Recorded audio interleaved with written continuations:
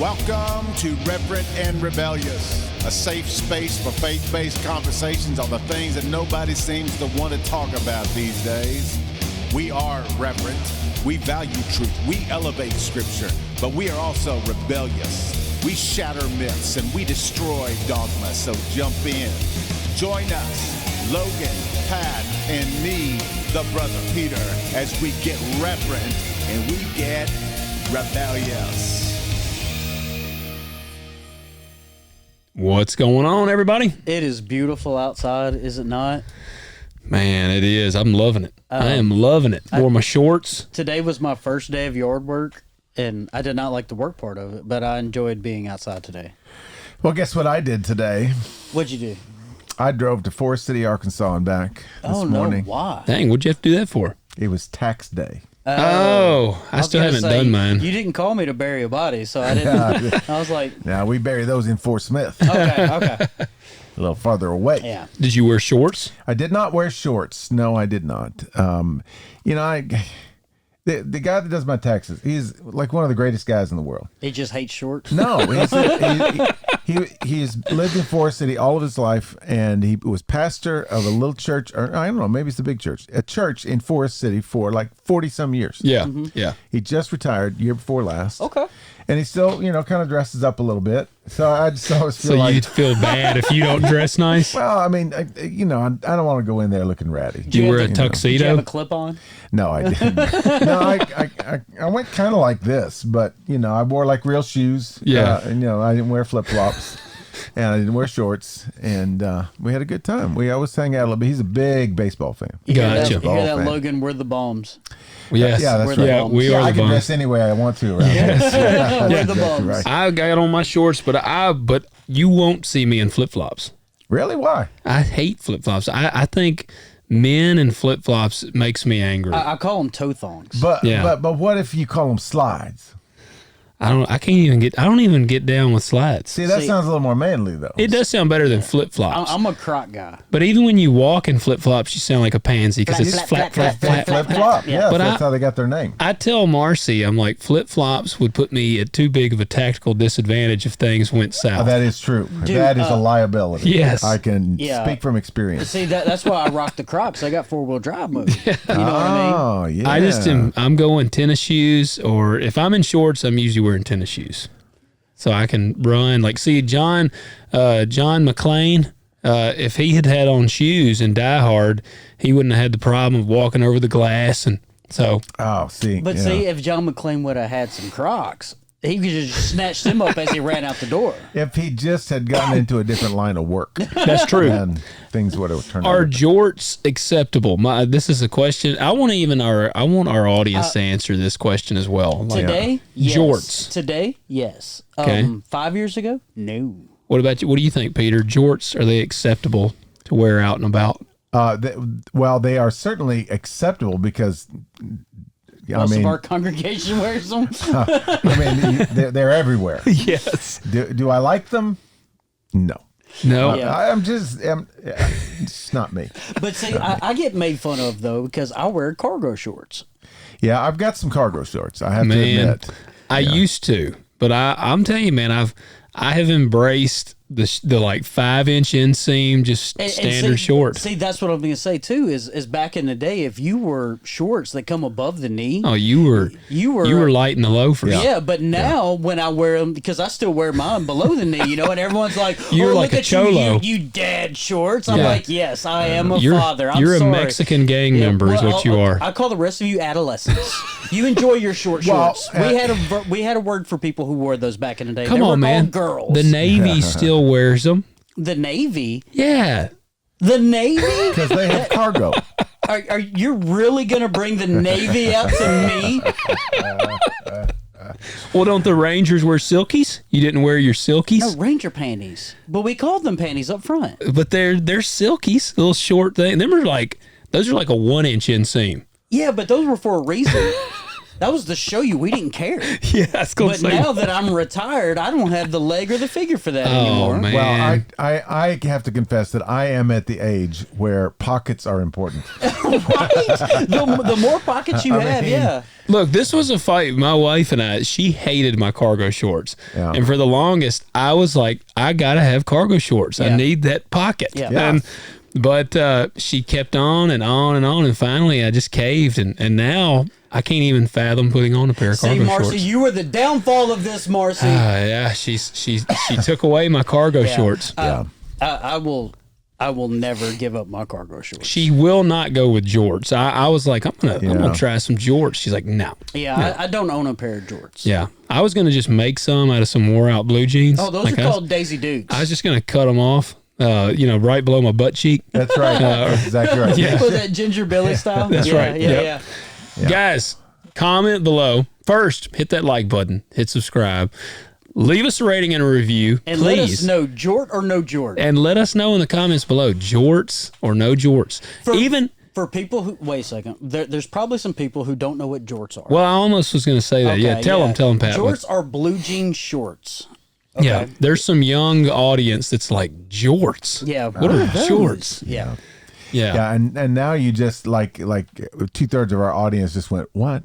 I'm offended right Yeah. now because their whole Either drawers way, are full of them. well, either Yes. way, yeah, because the old heads like Hey. me now are like, no, I ain't wearing jorts. But then the younger folks now, they're in style again. They are. And for you that are maybe older and you're like, I love my jorts. Hey, I'm actually on your side. Do here. it. Like, Yeah. I'm on your side. Absolutely. I look for a long time to find my favorite pair of sweatpants because it has a back pocket. Oh, man. Yes, sir. Yes, Yeah. Nikes. My Nikes got 'em. sweatpants don't have any I- pockets, and yeah. I hate that. I hate it. Can't stand it. Yeah. My wife will only wear dresses if they have pockets. My wife is very much the same now. Oh, man. Yeah, they're like, that's the thing she tests out. If she puts a dress on, she's like, gotta have pockets. Yep. I get it. Yeah, if I have sweatpants that don't have pockets, I don't hardly ever wear them because I ain't got no pockets. I But know. yet you'll wear shorts with only 2 pockets. What's wrong with you? What's wrong with you? What do we- Oh, my gosh. Hey, drop us a little wisdom here. Yeah. I just remembered an episode in my life where I was shocked and dumbfounded and ready to give up on life when my wife told me that my 6-year-old kid was not mine. And she said, "Yeah, you're going to have to start paying more attention in the pickup line." Okay, I was like, oh wait, this got dark Yes, quick. it did. Do you know who Nate Bargatze is? Yes, I do. He's one of my favorites. Mine too. Marcy and I saw him at the Orpheum, and he was telling a story about his. He's on the road all the time. For people who don't know, he's a stand-up comedian. Yeah. And his Good wife, Christian man. he is. Yeah. He is very clean. You can watch his show with your kids, and he's from Tennessee. Yes, he lives in Nashville. But he said that one day the school called him and was like, "Hey, you need to come pick up your child. They're sick." And he was like, "This is the dad. You realize you called the dad." Yeah. Why do you call it that? Yeah. And they're like, "Well, you're the name on the list. We called the dad." And he's like, "Okay, well, you shouldn't call the dad. You call the mother." And they're like, "Well, yeah, but we got you." And he goes, "Okay, that's fine. I'll come get my child. Just tell me where at school he's at, and I'll come pick him up." That's exactly right. Yeah. That's what that made me Where think are you of. calling from? Yeah. Yep. Do you know what a pirate says when he turns 80? No. I'm 80.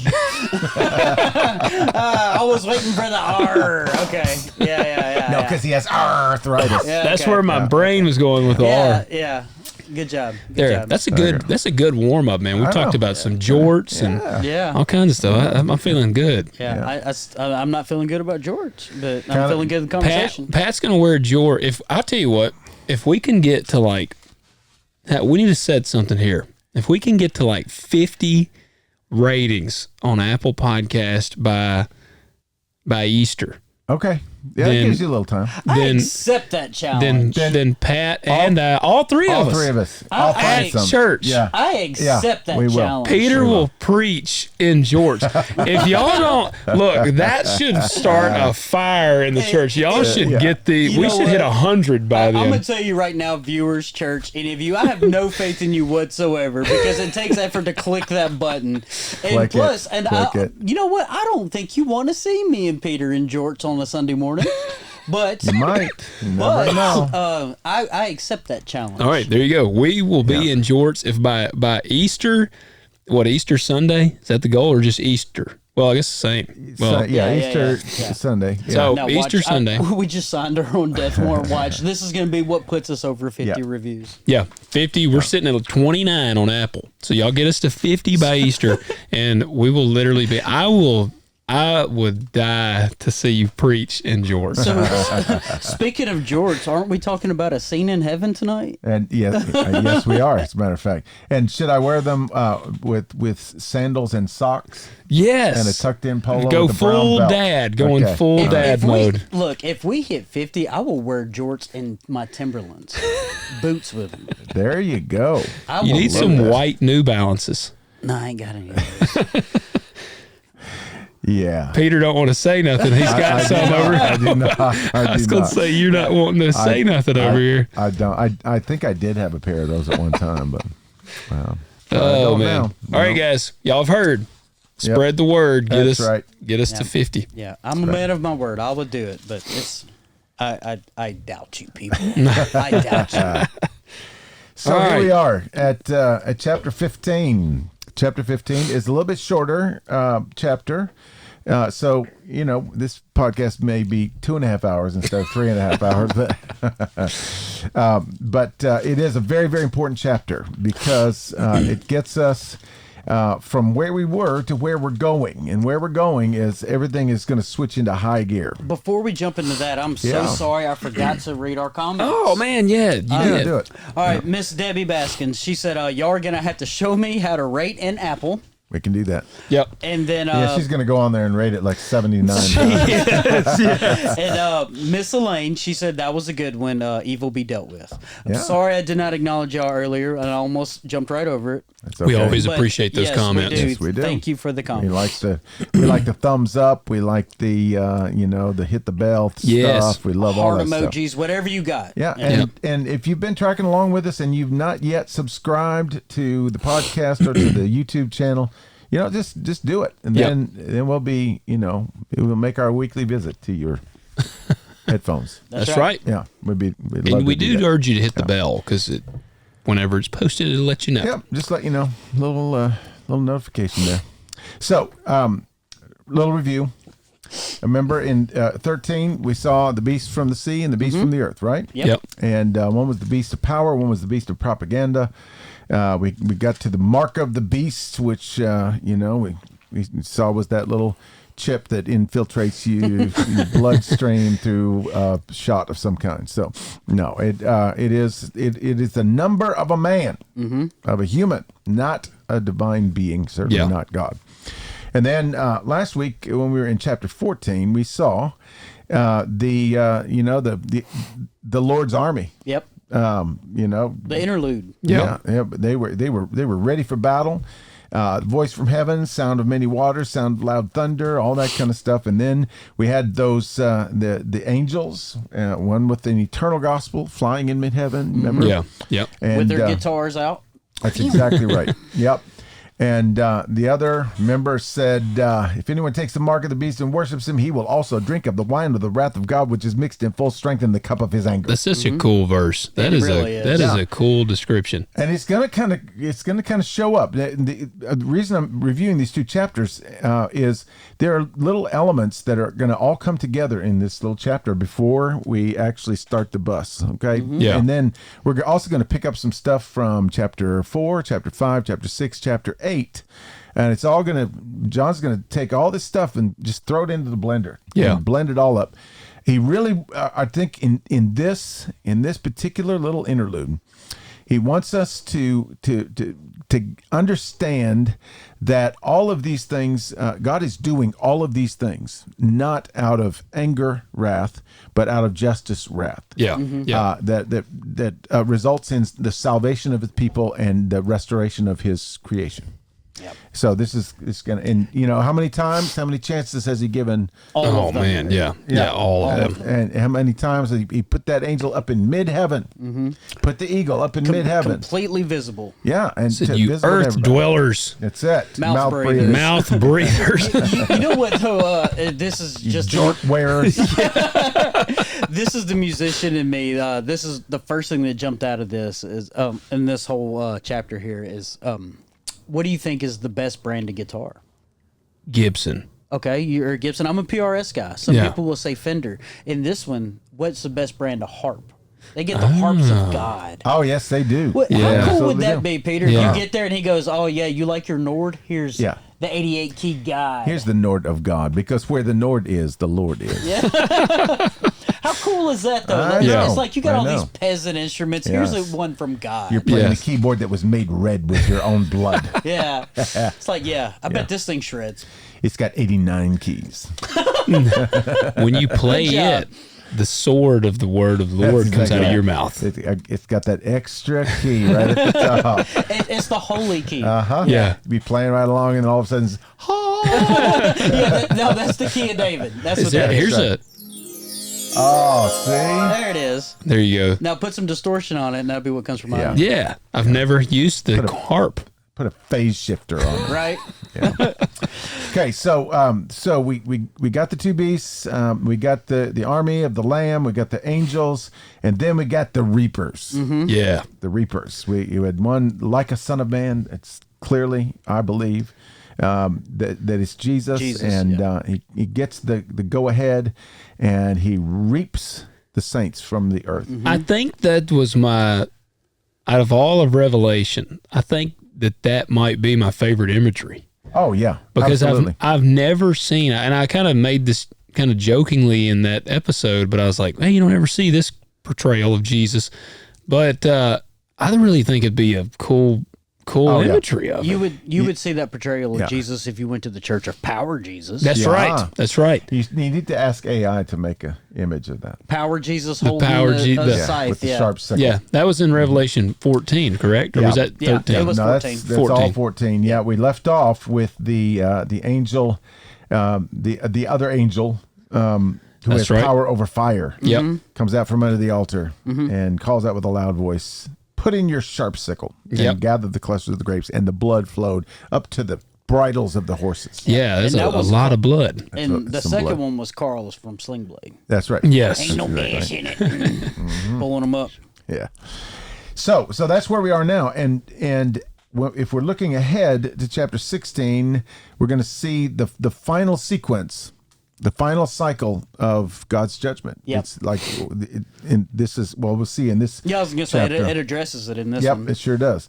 So we're going to see in 15 verse 1, it says, "And I saw another sign in heaven, great and marvelous, 7 angels who had 7 plagues, which are the last, because in them the wrath of God is finished." Right there. Yep. Yeah.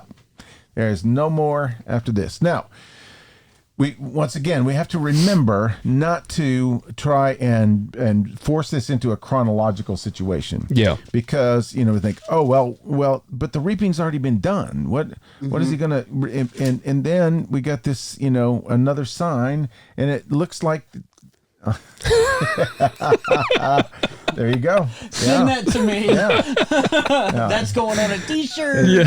Fabio with his magic circle. Yeah. And look at the little angels in the corner. Oh, that's hilarious. He just did an AI image of Jesus with the sickle. Yeah, it's like the typical Jesus with like the light behind him and his Yeah. flowing locks, and he looks like a model, and then he's got a big sharp sickle. And it's gold. It's gold. It's a cool sickle. It is. I agree. Yeah, send that to me. All right. If there's 2 of them, it'd be a bicycle. Shut up. I know. Okay, so this is this whole interlude thing, not 13, but 14, 15 is it's an already but not yet thing. Right. Yeah. This whole thing's parenthetical. That's correct? right. Yeah. And now we have to remember as we're going into these verses, this little worship scenario, that all of these decisions and all of these moves are taking place from the same scene that we had in chapter 4. Yeah. It was the throne room. It was the giant divine council meeting. They're making all the strategies. They're calling out here and calling out there, and so we're still there. It's all still happening there. He's taking us back into the throne room, and he's telling us basically what has already been declared. So they're talking about it as if it has already happened. But and it has happened in heaven. Yeah. Satan's been defeated in heaven. Everything's been decided. Yet it hasn't played itself out all the way down on the earth. Already, but not yet. Yeah, So, I was gonna say our phrase. Yeah, already, but Yeah, not you got to yet. say that phrase a million times. You really when do. read it. Yeah. Yes. Because You got to remind yourself. you really do. you do, because you'll go down rabbit holes. You'll be like, well, what does this mean? When is Yeah. this? Well, It's and then you go like, oh. okay, so that just must have been a partial reaping. Yeah. Yeah. And then Yeah. we're going to do the real reaping. No, it's it. Yep. You know? Or you end up with 7 second comings. Exactly. That's Yeah. exactly right. Yeah. Yeah. No, this is the real second coming of Yeah. Jesus right here. Yeah. He's, he came down, but he didn't touch down. So, It's like when know. you take notes, second coming A, B, Yeah, Yeah. that's C. exactly right. Yep. Yes. It's a bunch of nesting dolls. Yeah. So, and it's the same thing with these cycles of judgments. I mean, All right, that one's pretty cool. that was a lot better. He's got those crazy eyes, though. Yeah, send me crazy eyes too. Yeah, the sickle's kind of crazy looking, but that was a little cooler looking. The lightning in the background. Yeah, it's like the God of thunder and I was gonna say- Jesus Exactly. combined. He looks It's angry. It's like Yeah. Thor with the knife. It is, yes, That's power Jesus. yes. Yeah, for sure. So anyway, a couple of interesting things, even just in this first verse. I saw another sign. Where did we see another sign in heaven?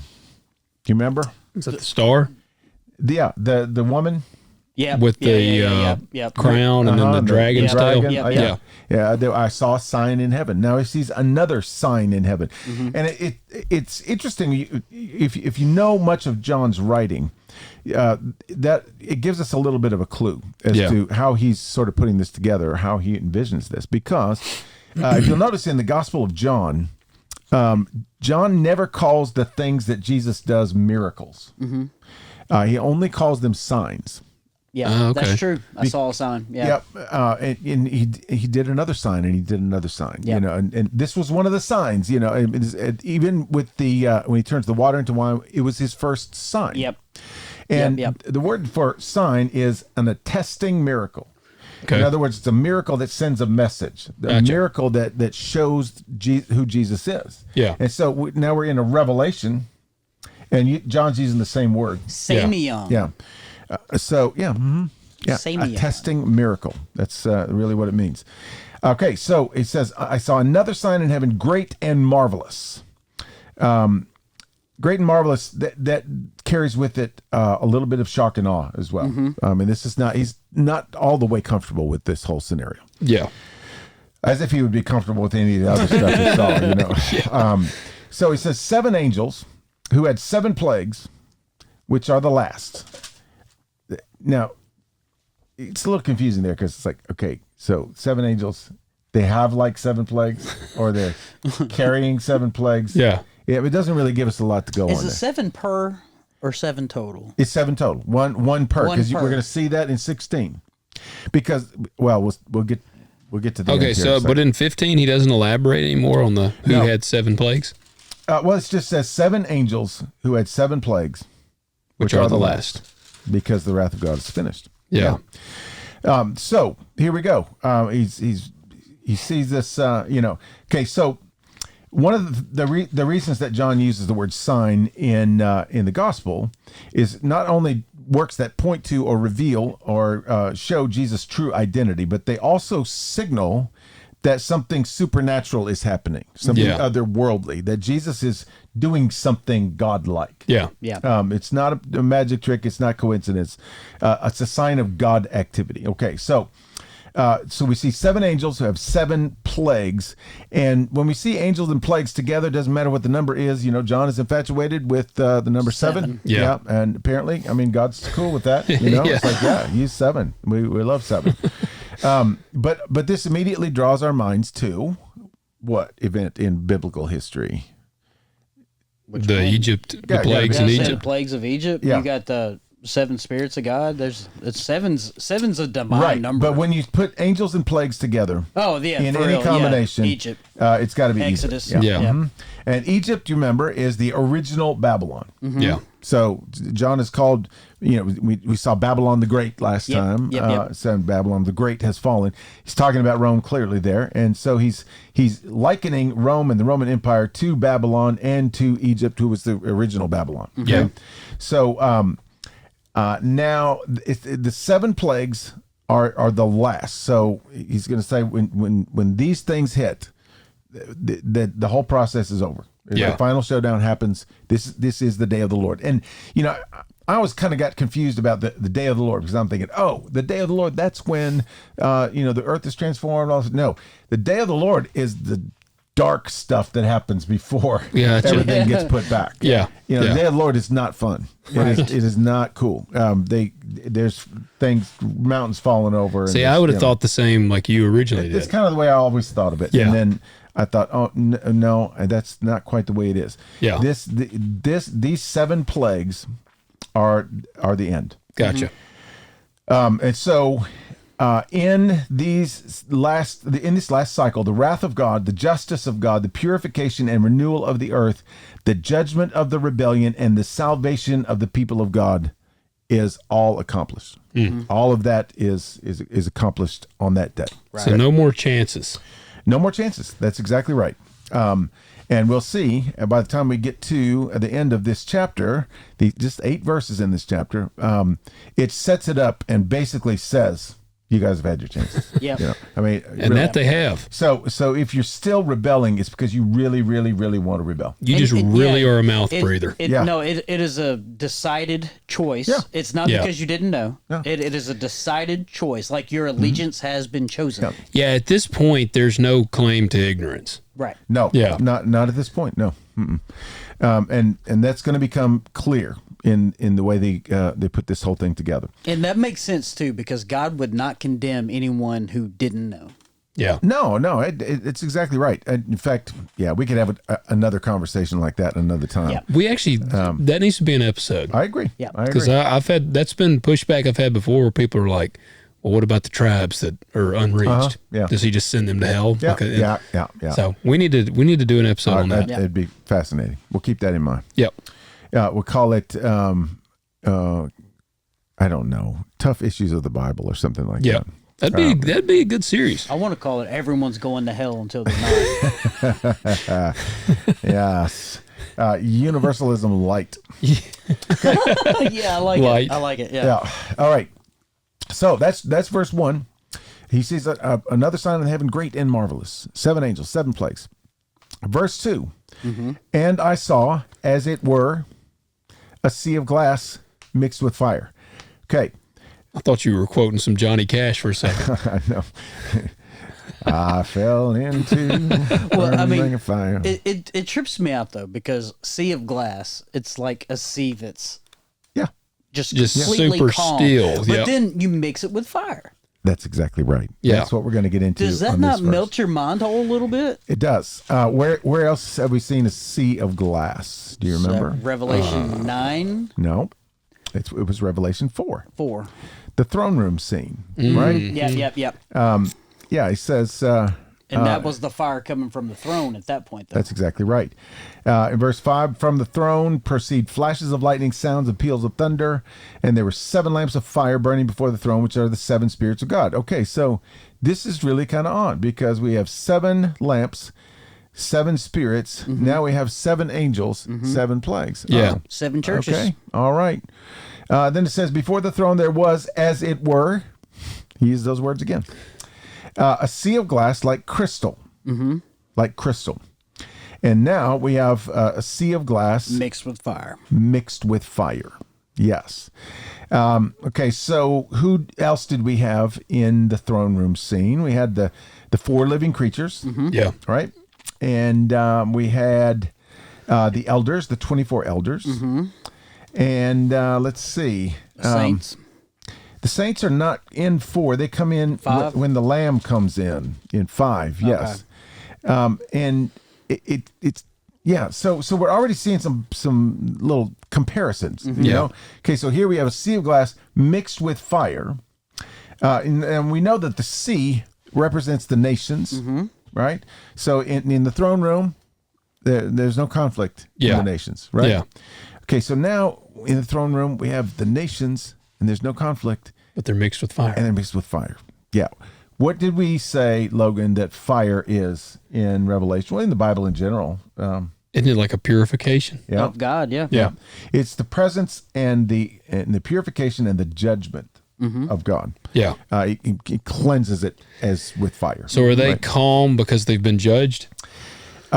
This is a very complicated and multi-layered issue.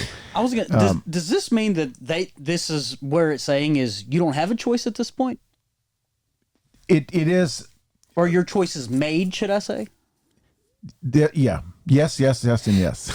All of those are true. It really is just a complicated thing. So we're gonna get into this. Okay. So Logan, read Ezekiel 1:22 through 26. Oh, Ezekiel. Yeah, saw the wheel. Ezekiel 1 what? 22 through 26. Okay. Pat, get Daniel 7, 9, and 10. You got Ready? Ezekiel? Yeah, you ready? Do it. All right. Now over the heads of the living beings there was something like an expanse, like the awesome gleam of crystal spread out over their heads. Under the expanse their wings were stretched out straight, one toward the other. Each one also had 2 wings covering its body on the one side and on the other. I also heard the sound of their wings like the sound of abundant waters as they went, like the voice of the Almighty, a sound of tumult like the sound of an army camp. Whenever they stood still, they dropped their wings. And when there came a voice from above the expanse that was over their heads, whenever they stood still, they dropped their wings. Now above the expanse that was over their heads, there was something resembling a throne, like lapis lazuli in appearance. And on that which resembled a throne, high up was a figure with the appearance of a man. That's it. So once again, we're sitting now. This is a scene in Ezekiel 1 where God is preparing to judge. Okay. He's going to judge his people. And so what we see here is we're looking at it from the other perspective. So God is above the firmament. So in Revelation, we're getting the view basically from above, and in Ezekiel, we're getting the view from below. That's exactly Oh, right. that's cool. Yeah, it is cool. Man. And you notice the crystal? Yep. See, like crystal, all this stuff. Okay, so, read Daniel 7, 9, and 10. I love this passage. Me and Drew Mathis geeked out over this for like a month. Yeah. I kept looking until thrones were set up, and the Ancient of Days took his seat. His vesture was like white snow, and the hair of his head like pure wool. His throne was ablaze with flames, and the wheels were a burning fire. A river of fire was flowing and coming out from before him. Thousands upon thousands were attending him, and myriads upon myriads were standing before him. The court sat, and the books were opened. And the books were opened, yes. So here we go again with the throne and the fire. Yep. You know, the whole thing. So you kind of start to put these images together, and you get the idea. There's a couple of things going on here. Okay, so do you remember it is in chapter, okay, so I wrote down this paragraph so I would remember all these things. Okay, so chapter 4, Sea of Glass, 7 lamps, 7 spirits of God. Chapter 5, the 24 elders are gathered around the throne. You remember, get the picture of the sea, right? Yeah. They're around the sea. They have harps. Remember that? They have harps. And they sang a new song. Yeah, yeah. And and we'll get to this in a second, but they also had golden bowls full of incense. Yeah. Okay, which are the prayers of the saints. Okay, so they fall down before the throne. They sing a new song. Now, if we remember in chapter 15, the people of God are gathered around the sea. Right. They have harps. Yeah. And they're going to sing this song. Okay, remember who was standing on the shore of the sea? in chapter 14, I believe it was. The beast. Yeah, well, with the dragon. Yes. Yeah. Yeah, that's right. The dragon. And he was standing. I was going to say, because that was the weird We were one. like, Yeah, what? it was. And I was standing. Yes. It was. Yeah, we're gonna go with the dragon was standing on the sea. Yeah. So the dragon stands on the sea, on the shore of the sea, on the earth. Mm-hmm. The people of God stand around the sea in the heavens, in the throne. Okay. room. Yeah. Okay. We got harps. We got it's like okay. So that hang on to that sort of image. Okay. Now, because this has all of this Egypt type language in it, this is also John wants to take us back to also the crossing of the Red Sea, because we know the beast. We know the beast comes from the sea. We know that Egypt was the beast. And so here are the children of God standing on the shore of the Red Sea with the beast coming up behind them. And what does God do? God conquers the beast that comes from the sea. Okay, so Logan reads Psalm 74, 13 and 14. This is a cool image here. Okay, 13 and 14. Yeah. You divided the sea by your strength. You broke the heads of the sea monsters in the waters. You crushed the heads of Leviathan. You gave him as food for the creatures of the wilderness. That is a cool verse. Yeah, it is. Broke the heads of the sea monsters. And all of that is just symbolic of what God, that is a kind of a redoing of some of the Song of Moses and some of the other content there. So his parting the Red Sea was breaking the heads of the sea monsters. Yeah, and there's several verses now we've gone over where he mentions basically crushing Leviathan. Exactly. Exactly. And remember back in Genesis 3, where part of the curse of the serpent was that an offspring from Eve would Her heel would crush, or you crush would, the head of the serpent. Yeah. That's Because exactly you right. would bruise the heel and they'll crush your head. That's exactly right. Yeah. Yep. That's it. Yeah. And so now, I love seeing all the pieces. Oh, there. man, it is cool. It is awesome, and we're not quite even done yet because, so we've got this idea of the throne, the sea, the people of God, the harps. Now you got this sea down on the earth where the dragon is, and then you got this idea of the crossing of the Red Sea, God crushing the heads of the serpents and all this stuff. Yep. Okay, so get this one. Remember in chapter 7, I think it is. I think it is. I'm pretty sure. Where the angel. Man, is it 7? I lost my point of reference here. Man, I don't even remember what I ate for lunch Here it yesterday. is, chapter 8. Chapter 8. I know. Okay. I don't know what you ate for lunch yesterday. Seventh seal. Where you have the scene there. Okay, you got the 7 angels who stand before God with 7 trumpets. Okay, these are not the same angels, by the way. These are plague angels. These are not trumpet angels. Gotcha. Okay, so remember that another angel comes, stands at the altar. Now, who's under the altar? It's the martyrs that are crying out. It's the cries of the people, right? Avenge our blood, all that kind of stuff. Oh, holding the golden censer.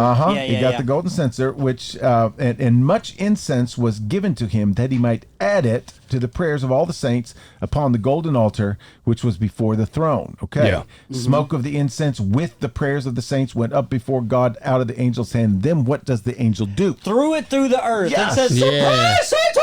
So if you are looking through a perfectly still crystal sea, what are you going to see down below?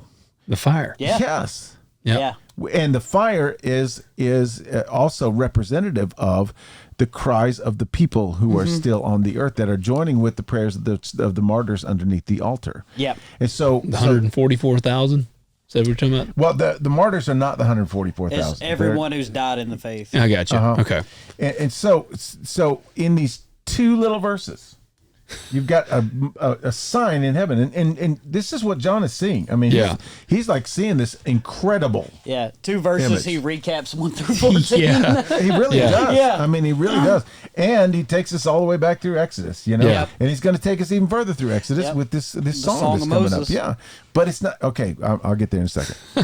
Okay, so this image is not only the smooth sea of glass, Yeah. which is never not smooth Right. in the throne room, but it's often not smooth below it, right? Yeah. But now it is symbolic of the judgment, the presence of God. It's also symbolic of the salvation of His people through the waters, crushing the head of the serpent. It's also symbolic of the prayers and the cries that God hears from His people, just like He heard their cry in Egypt, and all those kinds of things. So it's all of this stuff just sort of bundled together, and the martyrs are crying, "How long, O Lord, holy and true?" Mm-hmm. Now that holy and true is going to come up in this next little section, because we're going to get to verse 3. Okay, so we got the people. They had been victorious over the beasts. In other words, remember, they've overcome. Yeah. So we see a little bit more about what Jesus was talking about in the letters, right? Yeah. It's like at the time the letters were going down, we're going like, overcome what? How are you going to overcome?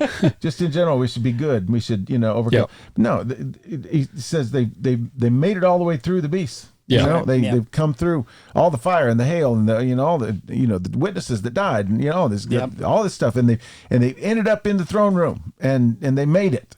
They have come off victorious from the beast and from his image and from the number of his name, standing on the sea of glass, holding harps of God. Harps of God. Yeah, exactly. Ready to get my Okay, harp. so what do? Verse 3. And they sang the song of Moses, the bondservant of God, and the song of the Lamb. Now, this is only one song. Okay. Mm-hmm. This is not two different songs, but it's really cool the way he puts it here, because Moses is the old covenant. Yeah. The Lamb is the new covenant. Mm-hmm. And so they're going to sing this old and new covenant song. How do we not think that this fits with the 144,000, 24 elders, the 12s and the 12s, and the all that stuff? I mean, it's John blending the old and the new without them losing their distinction. That's right.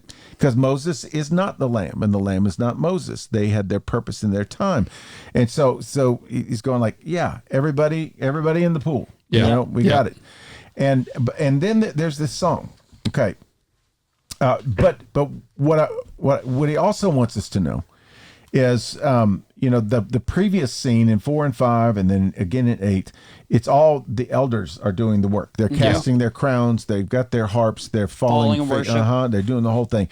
Now, I mean, the elders are obviously there. We're still in the throne room. They're somewhere. 4 living creatures are certainly there. We see them at some point, but he's focusing on the people of God. Yep. Now the people of God who overcome are playing a part in the work. Yeah. In carrying out the plan. He hands you a fiddle and says, "Go." That's exactly right. That's exactly right. Okay, so we got that. So here we go with this song. Now this is where he draws everything out of the Old Testament and just swirls it around and makes a little smoothie out of it. Mm-hmm. And it is the coolest thing, because you just look right and left and you're seeing this, that, and the other. And it's just like super cool. So verses 3 and 4. So he says, great and marvelous are your works, O Lord God, the Almighty. And then he says, righteous and true are your ways. Or just and true is another translation of that. I kind of like that. Yeah. So that is, Pat, look up Deuteronomy 32:4. I'll just kind of riff a little bit on Exodus 15, because that is one of the renderings of the Song of Moses. You said Deuteronomy 2:4? 32. 32. 32:4. Okay. Mm-hmm. Yeah, I was at 2:4. I was like, I don't think that's it. No, it's not. Okay. It says, the rock, his word is perfect, for all his ways are just. A God of faithfulness and without injustice, righteous and upright is he. Okay, so it's curious and not curious the way that he puts this, because you might think, okay, this is a worship song, right? Song of victory, song of celebration. Yeah. He's going to sing, great and marvelous are you, O Lord. You are righteous and true. You are just and true. But he's talking about his ways. Yeah. Mm-hmm. Is that his judgment? Yeah, his methods. Yeah. Even. And you hear that, people? It was not little bridge, big bridge, chorus, double chorus. No, it was not. It was not. No, the piano player didn't fill on the second verse either. Right? No, sure did not. And it's done with harps of God. Right, harps of God. Let the musicians have a minute. So, great and marvelous are your works, O Lord God the Almighty. Righteous and true are your ways. And that's exactly what 32:4 said. Yep. Yeah. You know, your ways, the way you do things is good. Yeah, it's just like a little remix there. Yeah, it is. And if you look back to Exodus 15 a little bit, I mean, this song goes on for a minute, and it talks about the Lord is my strength and my song; He has become my salvation. And then they go through all of the Pharaoh's chariots and armies cast into the sea, and this is where we saw the thing about how the earth swallowed them up. Yeah. And it says, you blew with your wind and the sea covered them. They sank like lead in mighty waters. Now, you hear some of this stuff and you go, wow, that is harsh. That is really cruel. The choices of his officers are drowned in the sea. The deeps covered them. It's like they went down into the depths like a stone. It's like, do you got to keep describing it like that? Or, just trying to rub it in?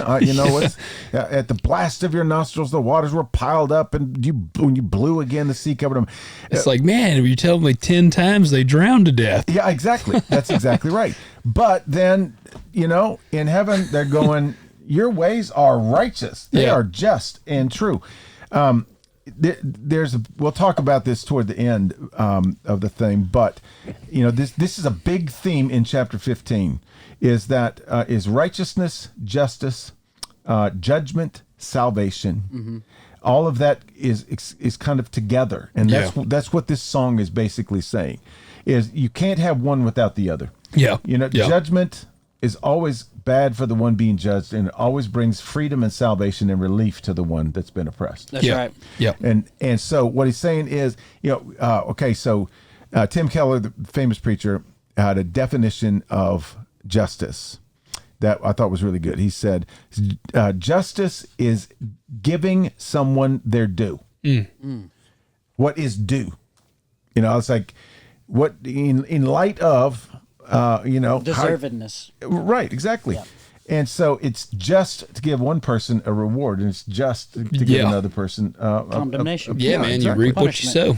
Well, in the end, but it also is a testament to God's mercy, which sits right in the middle of justice and salvation. Yeah. Because God's mercy will hang with you until you basically just give him the finger and say no. And that's what I was just going to say too, is God's like, okay, justice is what you're due. Yeah. And then God says, I'm going to give you up to the very last day of days to make this right. Well, and then it's like, okay, you're going to get what's due. Yeah. Except for I've provided for your way to not get what's due, to literally not get what's coming to you. A bunch of times, even has the angel shout down like, "Hey, you're gonna go to hell if you don't." Hey, that system you're in, it's fallen. Yes. I would even say that there's that group of people that treat it as fire insurance. Yeah. There's that same group of people too. As well, I don't want to go to hell. So I don't really care about the Savior. I just don't want to go to hell. Yeah. I'm not even really all that keen on heaven. Right. I mean, I really just would like to kind of don't want to go to hell. Yeah. Exactly. And that just misses the whole point. It does. Yeah. It misses the whole boat. And that's just kind of a differn form of rejection and rebellion. It is. Yeah. It is. You want the benefits, but you don't want anything that goes with it. You talked about it when in John 6 when Jesus didn't give them what they wanted. Right. They dumped out. Boom. They were like, gone, see you later. Yeah. And that's kind of the way this is. Yeah. It really is. And so that's part of this song. Great and marvelous are your works, O Lord God the Almighty. Righteous and true are your ways, you King of the nation. Okay, so we read those things in Exodus 15 there. Now, another parallel. In the last chapter, the people of God were standing on Mount Zion singing a new song. Mm-hmm. Here, God's people are standing by the sea singing a covenant song. Mm-hmm. Some of the words will be familiar and some will not. It's just kind of an odd little, kind of reflection here. Great and marvelous, righteous, just, and true are your ways. That's a direct quote from Deuteronomy 32:4. Now he says, King of the nations. Read Zechariah 14:9. That's a book you don't go to very often. You remember when Zechariah 14:9. Yep. when Robert Morris was teaching this, he said, "Yep, you're going to sing the Song of Moses, so you better learn it now, or you're going to be watching the screens in heaven." That's exactly right. Yeah. Hey, a quick tidbit. Munford used to be called Mount Zion. No. That was the name of it. I just found that out this weekend. Really? Munford was Mount Zion. That's actually a little bit cooler name. Did you know? Yeah. Did you know Mumford was Greek for Mount Zion? No, it's not. No, it's not. I was going to say. The word gullible is not found in Webster's That's dictionary. true. But Logan is. Yes. Zechariah 14:9. Yep. And the Lord will be king over all the earth. And that day the Lord will be the only one, and his name the only one. How many? The only. And only. That's what's cool too, because when you go back to the Song of Moses, that you were talking about in Exodus, it's one of those lines from the Song of Moses is how of all the gods who is like you. Yeah, that's exactly right. Like he acknowledges the other gods, but who is like you? That's completely right. And I find this really cool that that so much of these references in this little song here go back to Deuteronomy 32. Because that is the divine counsel, where the divine counsel worldview comes from. Yeah. But the Song of Moses is sort of recounted in Deuteronomy 32. It's Exodus 15:11, what I was talking about. It's who is like you among the gods, O Lord. That's it. That is exactly it. Yeah. Yeah. So I don't want to go all that. I want to end up here. Yeah, that one's not a good one. Okay, so we got King of the Nations. Now, here we go. Who will not fear, O Lord, and glorify your name? That comes straight from Pat. Look up Jeremiah 10:7. Jeremiah 10:7. Jeremiah 10:7, and Logan 1 Samuel 2:2. Jeremiah 10:7. Yeah. Who would not fear you, O King of the nations? Indeed, it is your due. Due in justice. Yeah, exactly. For among all these wise men of the nations, and in all their kingdoms, there is none like you. That's right. It's exactly right. You're the only one who will not fear, O Lord. That basically says when you finally reveal yourself and exact your judgment, there won't be anybody who won't. Right. Yeah. Everybody will fear you. Yep. Not everybody will repent, but they'll know exactly who you are. Exactly. And they will acknowledge you for who you are. And I would say, I'm sorry, I don't mean to jump in here No, again. do it. But I would say that is the thing. It doesn't matter. I mean, it does matter. But at the end of the day, at some point in your life, you are going to know who God is. Yes. Yeah. And Yes, you have completely. a choice.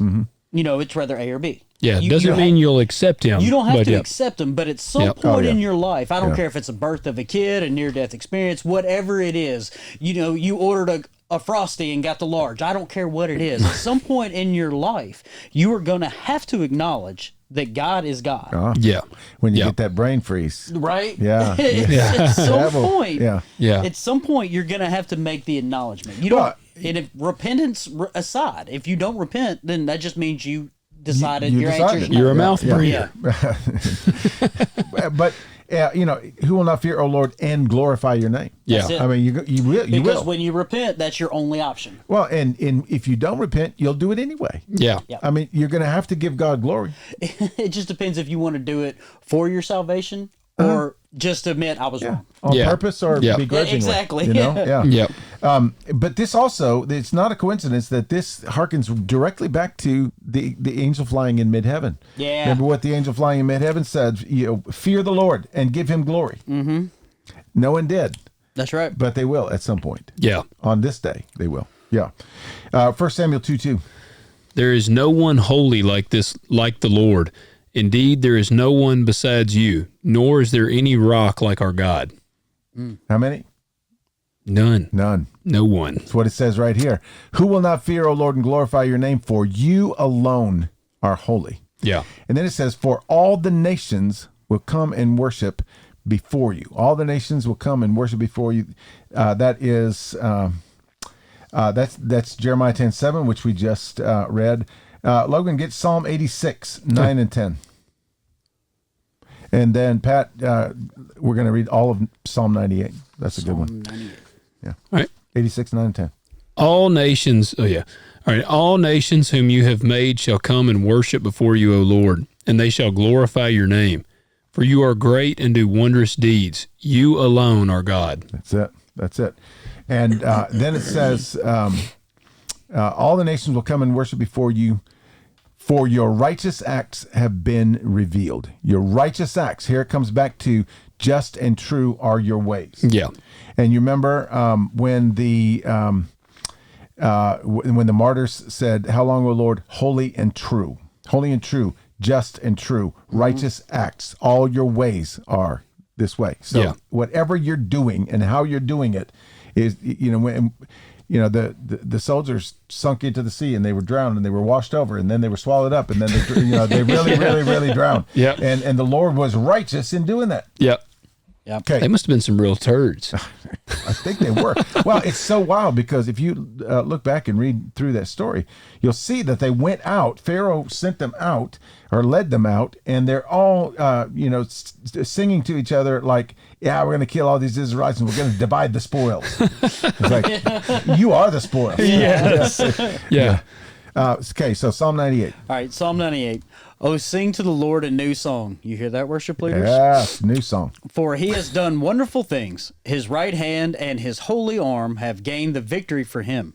The Lord has made known his salvation. He has revealed his righteousness in the sight of the nations.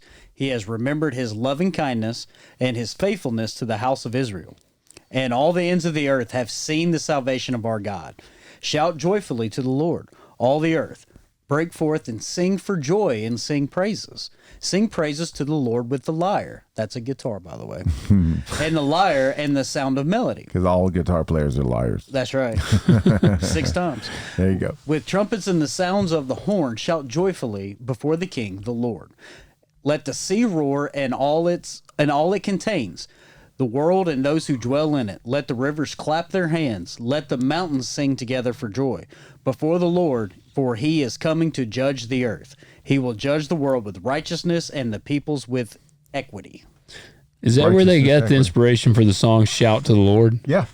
Let's say "Shout to the Lord, all the earth." Like I say, that's it. There's the lyrics. There you go. They're right there. Yep. So in this little song, 2 verses, you've got Exodus 15, you've got Deuteronomy 32, you got Zechariah 14, you've got another Ezekiel. Deuteronomy, you got Ezekiel, you got Psalm 86, you got Jeremiah 10, you got 1 Samuel 2, you got Psalm 98. He's just grabbing He is. and putting them all together.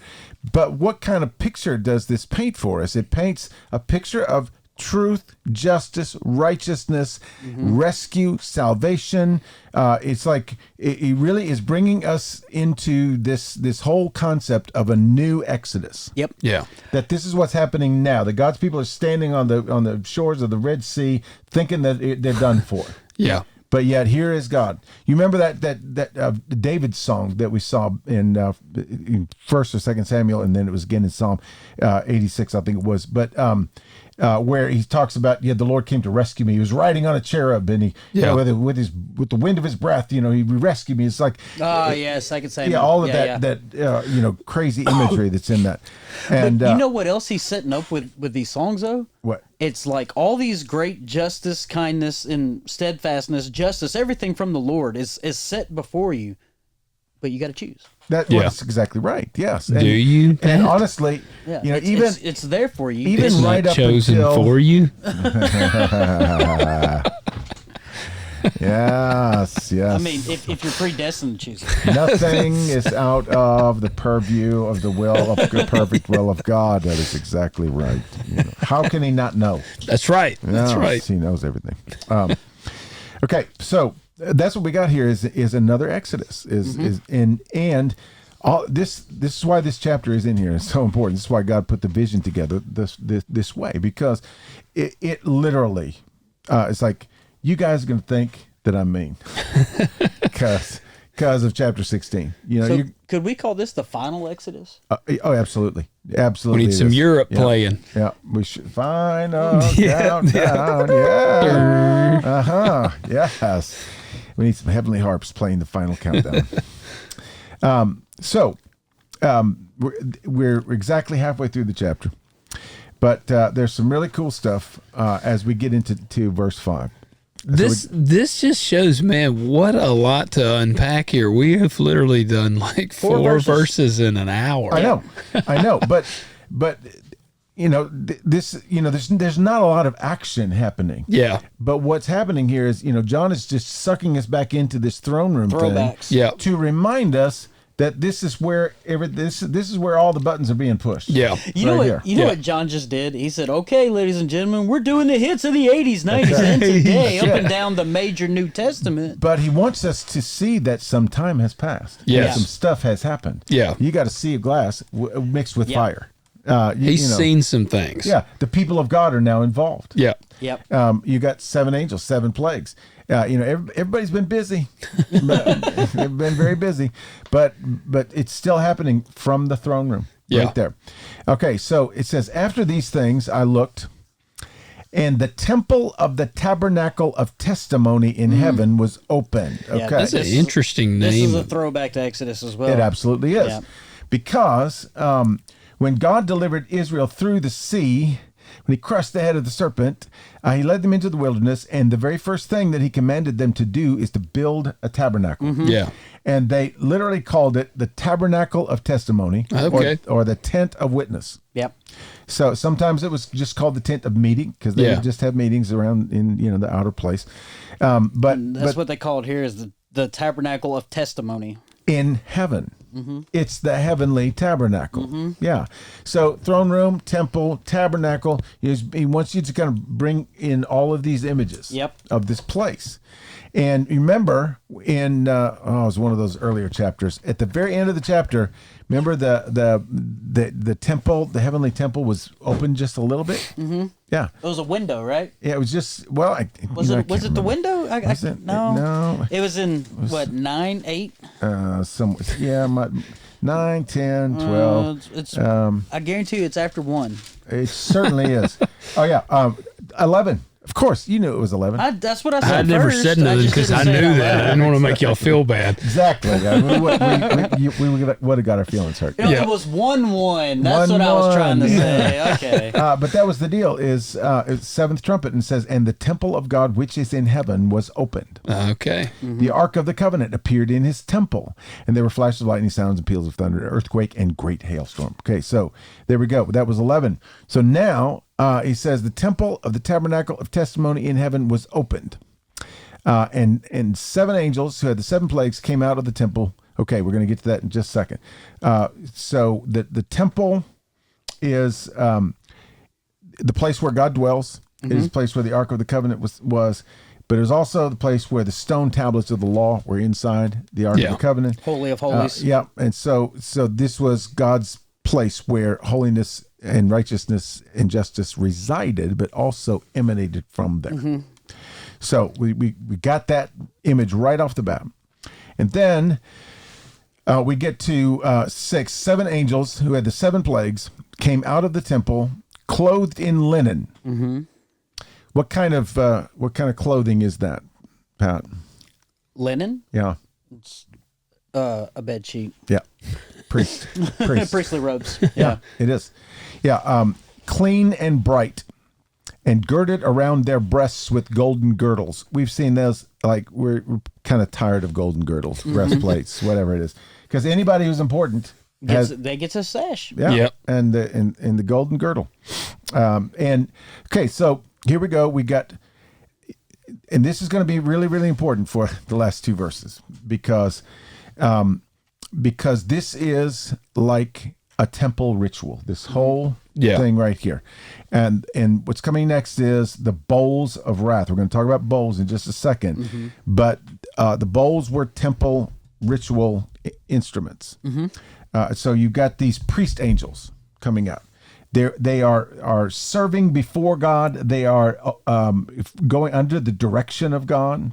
Okay, so they're clean and bright, girded around the chest, golden girdles. In other words, just like the 144,000 prepared. They've checked their boxes. They've purified themselves. They've equipped themselves, qualified themselves. They are doing sacred things in sacred space under sacred instruction. They got their ephod on. They're ready to go. That's exactly right. And I mean, this is just like as official as you can possibly be. Yeah. Right? You know, you're showing up in uniform. Yep. You are God's direct representative. Okay. So they're clothed in linen, clean and bright, girded around their breasts with golden girdles. Verse 7, and one of the four living creatures. There we find one, right? Dun, So dun. we know they're still there. We know exactly where we They are. were hanging out in the temple. The whole time. Yes. And it doesn't mention the elders, but I know they're there. Well, They're somewhere. what's interesting is that's what I was going to say is when it said that the temple of God was open, the temple of testimony, all these people are coming out of the temple. Yes, they absolutely Yeah. are. Because we're going to see the temple filled up here in just a minute. Oh, yes, we will. So we're seeing things come out of the temple right now. Yeah, and the chapter ends with a very curious little statement. Now we'll get to that in a second. Okay, so they're official. They're ready for duty. And one of the four living creatures gave to the seven angels 7 golden bowls full of the wrath of God, who lives forever and ever. Okay. This is my question. Yeah. These bowls, in this sense, I was thinking, I'm connecting this back to old temple worship. Yep. Are these the bowls that would be filled with the blood to be sprinkled on the altar? Yes. And so now, do we see that coming out of the temple into the world? There are like another 14 yeses to all the questions that you're going to ask. That is one of them. Yes, there absolutely is. Okay.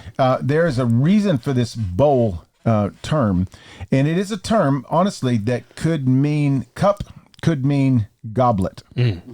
I think it's inclusive enough to mean all those things. Okay.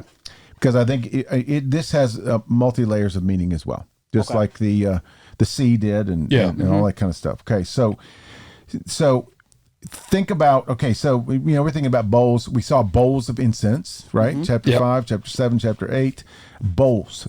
So we've got that. So there's some prayers of the saints involved in this whole thing. Yep.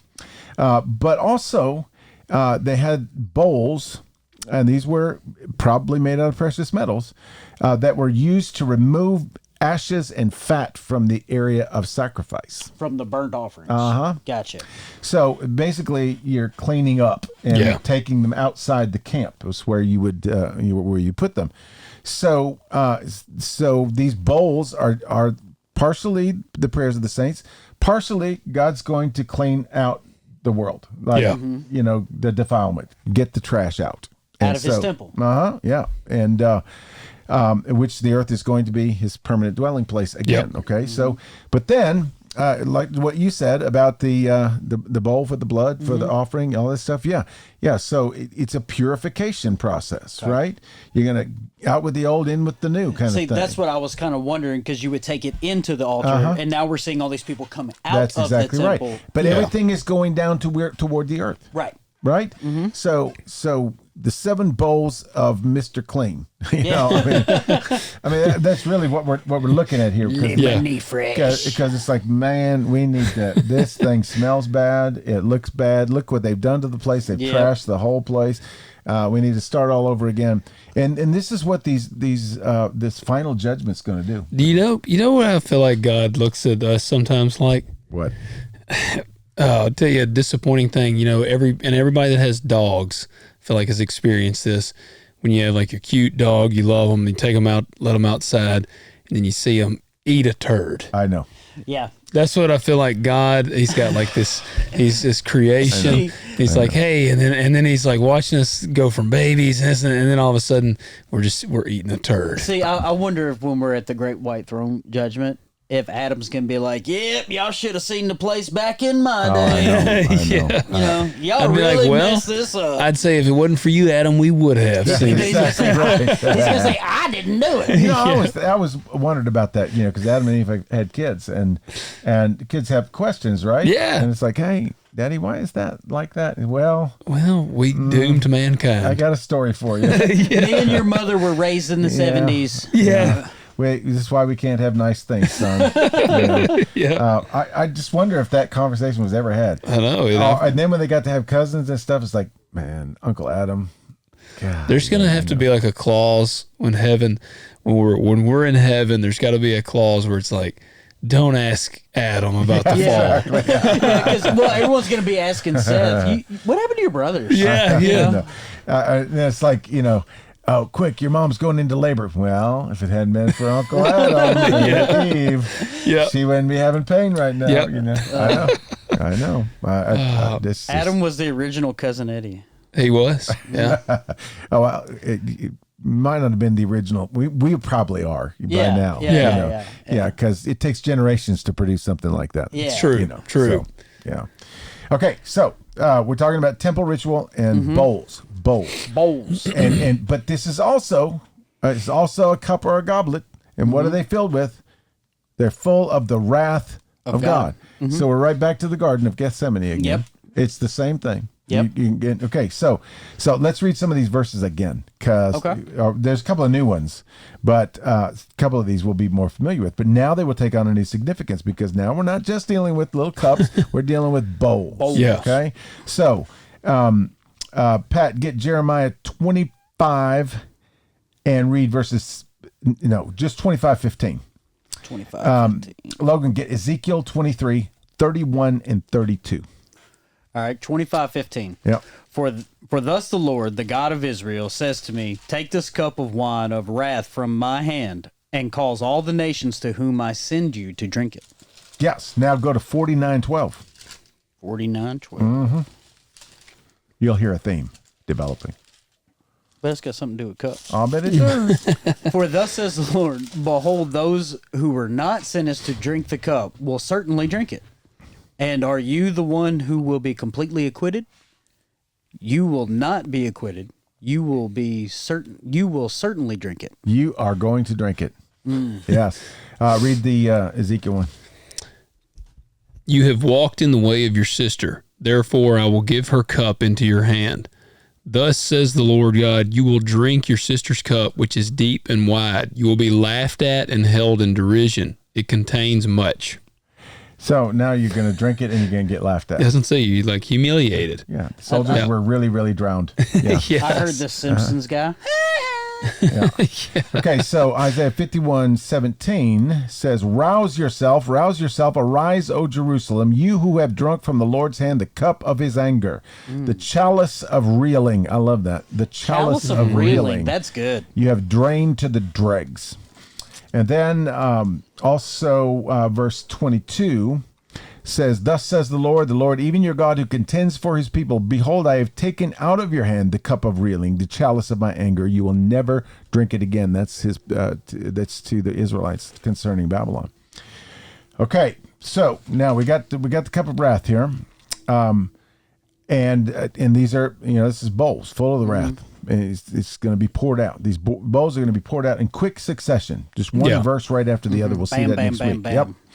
Okay, so now we get to the final verse in the whole thing, and that is verse 8, and it says, and the temple was filled with smoke from the glory of God and from his power. That's Exodus. It's not just Exodus, but you can read Exodus 40, 34 and 35.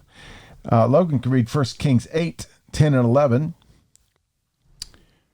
I'm going to get Isaiah 6. As soon as you got Exodus 40. All right, you said 31 and... I lost my place there. 40, 34, and 35. 34 and 35, okay. Then the cloud covered the tent of the meeting, and the glory of the Lord filled the tabernacle. Moses was not able to enter the tent of the meeting because the cloud had settled on it, and the glory of the Lord filled the tabernacle. That's it. That was the first place I went when I read that. Yeah, exactly. It's right there. But read the 1 Kings 1, 8, 10, and 11. It happened that when the priests came from the holy place, the cloud filled the house of the Lord, so that the priests could not stand to minister because of the cloud, for the glory of the Lord filled the house of the Lord. Yes. And you see this in Isaiah 6. It says, Yeah, and he says, in the year of King Uzziah's death, I saw the Lord sitting in his throne, lofty and exalted, with the train of his robe filling the temple. And he talks about all that, and he says, and the foundations of the thresholds trembled at the voice of him who called out, while the temple was filling with smoke. But this is the coolest one here. Logan, get Ezekiel 10, 2 through 4. This is rock star. And that word cloud and smoke are interchangeable. Yep, correct? that's exactly the same. Okay, Yeah, that's what I thought. It's the cloud, the smoke, the fog. You just put whatever kind of condensation word you want to put in there. All right. And he spoke to the man clothed in linen and said, enter between the whirling wheels under the cherubim and fill your hands with coals of fire from beneath the cherubim and scatter them over the city. And he entered in my sight. Now the cherubim were standing on the right side of the temple when the man entered, and the cloud filled the inner court. Then the glory of the Lord went up from the cherubim to the threshold of the temple, and the temple was filled with the cloud, and the court was filled with the brightness of the glory of the Lord. So now you got cloud, brightness, glory, and all of this comes from getting the coal from the fire and throwing it. It's like all the images are all right together. Yeah, and it's judgment. Wouldn't that be a cool job? It's like, hey, Peter, go grab those coals. Oh yeah, fling them out. Well, there. There's an angel that's in charge of the fire. We saw him last week, right? Yeah. Yep. Wouldn't that be a cool hey, job? don't touch that. I'm in charge of the fire. That's my job. Yeah. Logan will be over there trying to roast marshmallows. Of course. And Pat's going to be airing his seat up, and that's what he's going to be doing. Exactly right. Hey, come on, man! I made it to heaven, and even in heaven, he's going to have a seat that goes down. It'll be gold plated, but it'll still. I'm gonna call it the Eden seat. This dang Eden seat. I'm in charge of the fire. Go pump up that seat. Yes. Yeah. Okay, so when in all of these scenes, what happens is that God is taking up residence. Mm-hmm. God is doing something. Of course, in the temple and the tabernacle, is God signifying that this was a place that He was going to dwell on earth. Yeah. Right. In Isaiah 6, that it is a literal visitation of the presence of God, and it is because of the smoke and because of the voice and because of you get the same image in Isaiah's temple as you get from the throne in the throne room. Yeah. The thunder and the all the stuff. And so what's happening here in this whole little section? Okay, so you got the 7 angels, 7 plagues. They're ready. Mm-hmm. In them, the wrath of God is finished. And then there's a sea of glass mixed with fire, and the people of God standing around holding the harps, sing this beautiful song, and it's a song of really it's celebration but preparation at the same time. And then the temple of the tabernacle of the testimony in heaven was open. 7 angels, 7 plagues come out of the temple. They are clothed in linen. They are clean and bright, girded around their breasts with golden girdles. And one of the 4 living creatures gave to the 7 angels 7 golden bowls full of the wrath of God. And then the temple is filled with smoke from the glory of God and from His power. Okay, so what's happening here is that God is establishing his domain as is now moving to the earth. Yeah. His headquarters are going to include the earth. No more mess on my earth anymore. And He's filling it with His glory. So in this whole scene, this chapter 15, the earth is being prepared for the reoccupation of the Messiah and the one who sits on the throne. Okay? Ritually prepared to once again become sacred space. Yeah. Yeah. Ritually. Yeah. This is why we have the bowls. This is why we have the trumpets. This is why, this is all temple stuff because the temple is now coming down to the planet. Yeah. Okay. And then we got this curious little line to finish off. It says, and no one was able to enter the temple until the 7 plagues of the 7 angels were finished. Mm-hmm. I'm not sure I get that. Do you get that, Pat? What do you think? Logan, what does that bring to your mind? I just been wondering if everything is done up here, what does that mean?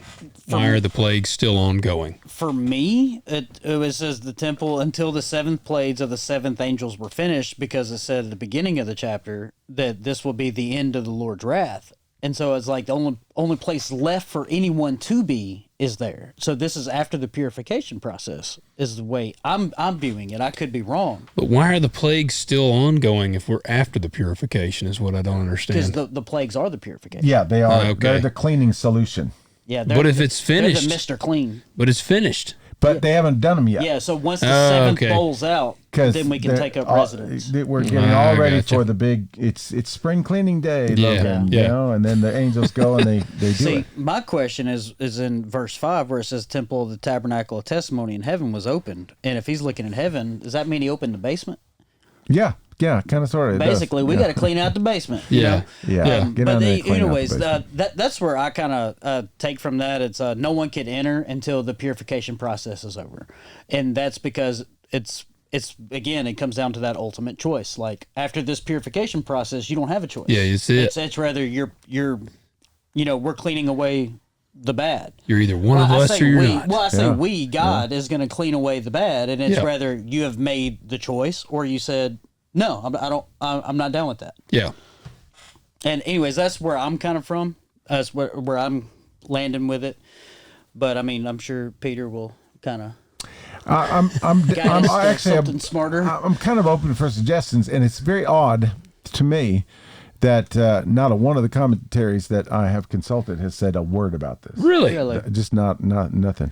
I can only make some some assumptions, logical assumptions that kind of fit with what we're looking at here.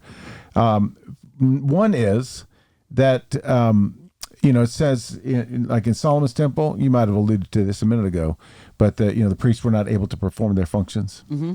Yeah, because so the temple's occupied. Right, with the cloud of the Lord. And I think that's what we saw in the tabernacle too, right? Yeah. Yeah.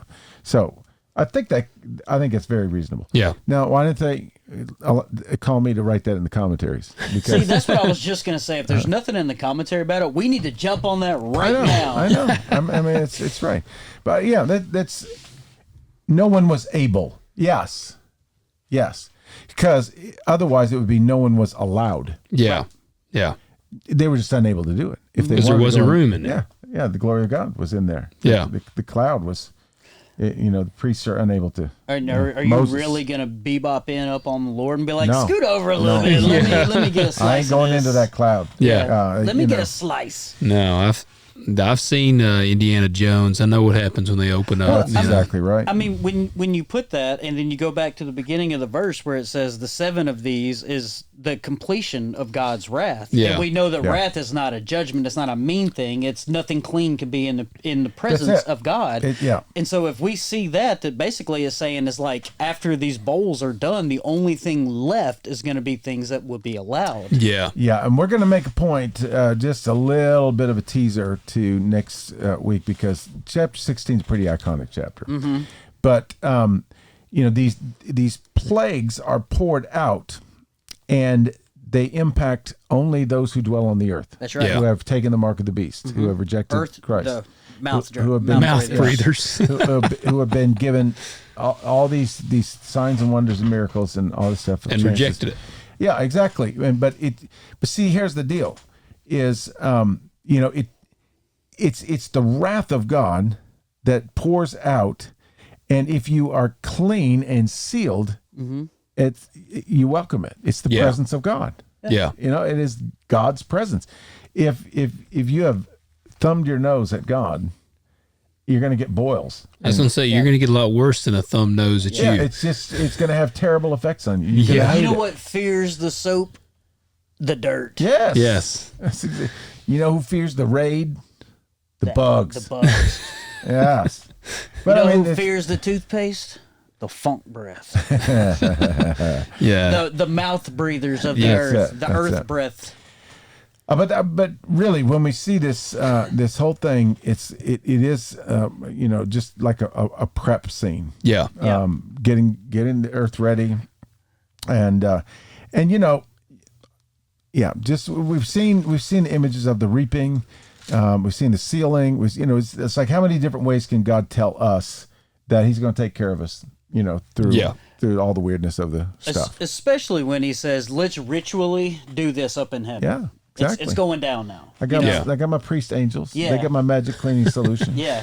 And I'm authorizing them. They're So if Mr. Clean's effective here, could you imagine perfect Mr. Clean? Oh yeah, see, yeah. But he's they're getting ready. God's getting ready for the final The final showdown. Yeah. And he's dug up everybody from every pit and under every rock and everything. It's like he let them out on the earth and go do your thing. I need to know exactly where you are right now. And he even spared one of the 4 living creatures. Said, "Hey, take these bowls out. Take these bowls. Yeah, somebody take these bowls out here. Yeah. I wonder if it was like the ox or the man or. I hope it's the eagle. It could be. That would be cool. Yeah, exactly. Because I said the eagle flying in mid-heaven. I know. Yeah. That's what it was. But so there you go. And the song that they sing is whatever's going to happen next is exactly what needs to happen. That's right. Yeah. So there you go. As Peter would like to say, it just got to the point to where it's hold my root beer and watch this. That's exactly right. Yes. Well, and okay, so. This is the final sequence of God's plan because we're up to chapter 16. It only goes to 22. So we're getting down to the nitty gritty. Yeah, we are. So the main focus here is justice, judgment, and righteousness. Yeah. So all that together brings salvation. So if you are if you're in trouble, you need salvation. If you are lost, you need salvation. If somebody's chasing you, you need salvation. If you live in this terrible, wild world that's getting crazier by the minute, you need salvation. And so God's going to bring justice and judgment and righteousness. He's going to sort of sanitize everything. He's going to decontaminate it, and the people who are unjust are going to hate it. The people who have been deserving of judgment for a long time are going to hate it. Well, I mean, I know there weren't chapters in the original when it was just one long letter, but whoever sectioned this up was kind of a genius. Oh, yeah. Because if you think about it, it says, okay, here we go. We got 7 angels, 7 bowls with 7 plagues, and 7 chapters to do it in. That's about right. Yeah, that's about right. So justice, again, is giving someone what is due to them, what they have chosen, what they have earned, what they have deserved, literally what they have asked for. Yep. Yeah. So everything here is righteous. Just like God brought justice on the original beast, Egypt, and then on the other beast, Babylon, now on this beast, Rome, now on whatever beasts are in our world. It's all progressing toward that final end. And what's really interesting too is when we were reading through the Exodus passages, it said, and the Psalms too, based off that, it said, what God is like you. And then we know in Babylon, we know that the Babylonians had their gods, and it was in opposition to the Hebrew God. And so we see this all the time. It says, which one is like you? Because ever since, even back in the Egypt time, there was a choice. Yeah. The gods you serve are the true God. The gods that are there or the true God. You had these choices, even all the way back in Egypt. But then, you see the dragon getting his objects of worship together, and they say they worship the beast, saying, "Who is like the beast? Who is able to wage war with them? There's no one like you, beast." and God's going, you know what? This is not going to go on very much longer. Well, God's like, how many times we got to go through this? Yeah. I told a dude today we were in the end times. Really? Did he say you're one of those? I pulled guys? The card. What did he say? He actually agreed. I was at one of our local businesses here. I had to get some Quikrete today, some bags of the little concrete. And so you was at Home Depot? No, real local place up here. I was at Haddad's. I'll give him a shout out. I go there all the time. Yeah. Hey, sure, it's not Hey Dads? Well, hey, I don't people say it that way. Yeah. I know. Yeah. But I was over in the hardware side, and I got some bags of Quikrete, and a dude was helping me, older guy, and I said, he goes, man, it's supposed to get pretty bad weather out here this weekend. And so we kind of got to talking about the weather. And I said, man, because he said some tornado potential. I said, you used to never see any tornadoes around here. I said, I can remember as a kid, you never saw them. And he was like, oh, yeah, man. And he's probably in his, I don't know, he's in his maybe 70s. And he goes, yeah, we never did. He said, but the weather's just getting more volatile. Oh, you can't take that to the bank. He's probably got that sometimers. Oh, and what he said, used to, you didn't see him. He said, I have seen 2 tornadoes out here now. And we kept talking about it. And so as we were finishing up, I said, well, you know, man, the weather is getting more volatile because we're in the end times. And so that's what's just going to happen. He goes, you know what? You're exactly right. That is what's happening. And so I was There you like, and he was fully on board. Did you tell him you were getting the Quikrete to build a bunker? Yes. I was like, yeah, no. But I told him I did like a super heavy duty concrete pad for this basketball goal. And I said, now them tornadoes come, I'm strapping onto that basketball pole and hanging on. Like Twister. Yeah. But I did not, I should have said, you know, next thing it'd be hailstorms. I said, we just got to wait on them hailstorms. Build yourself a good carport. Yeah.